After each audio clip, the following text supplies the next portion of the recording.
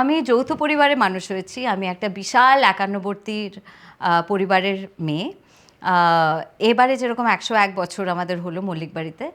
একটা অসম্ভব সুন্দর ভগবানের অনেক আশীর্বাদ যে আমাদের ভীষণ ভালো একটা সম্পর্ক নিজেদের মধ্যে ভাই বোন, জ্যাঠা জেঠি, দাদা বৌদি সবাইকার মধ্যে আমাদের ভীষণ ভীষণ ভীষণ আন্ডারস্ট্যান্ডিং। এই কথাতে আমি আসি যে আমার বাবা সবসময় বলতেন যে প্রত্যেকটা ব্যাপারে জীবনে প্রত্যেকটা মানুষ যদি সব ব্যাপারে হিসেব করতে থাকে তাহলে জীবনটা আর অতটা সুন্দর থাকে না।